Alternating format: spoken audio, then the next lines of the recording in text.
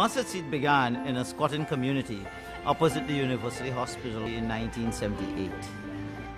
Right there at that time in that area, there was no home for children with disabilities. So there were children living in little police stations and so on with disabilities. So we used part of the schoolhouse for keeping and having children live there. We are a charitable organization that is focused on the care of children who have been abandoned, and we're talking about the population of children who are disabled or physically and mentally challenged.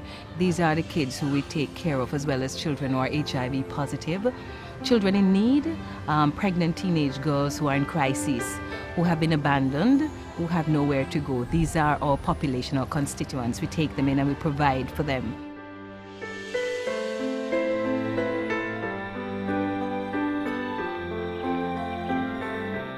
In many countries that we serve, Jamaica and Africa and so on, let's take the AIDS children first.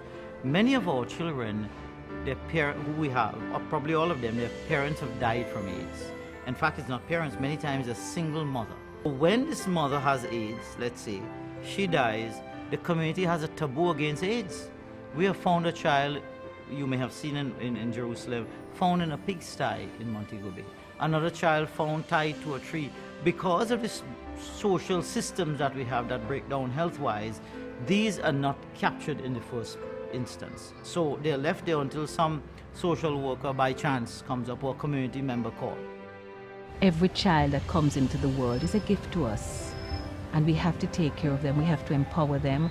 We cannot abandon them a second time around. Once abandoned, they cannot come into our system and be abandoned a second time. No child, none whatsoever, who is brought to that gate by anybody must be refused. And the other part of that is no child must be abandoned twice. So we do as much as we can to ensure that they are as comfortable as is possible and that we can provide for them as best as we can. Almost 10% of our population is afflicted by a disability. So that is more than 250,000 people. And sometime when they grow up, if they turn 18, they just go on the street for life. So that is why we're building the community called Jacob's Ladder for 100 homes for people who have to leave these homes at 18 so they could find a place to go. Child must believe and try to believe in himself or herself that they can make it in whatever capacity they can. They can live. They won't be abandoned. They must believe in us. The second thing is us. How do we grow our faith? Well, we have to exercise our faith like a mustard seed. So we must believe in the smallest little action that's going to love these children, that action can explode into a lifetime of love.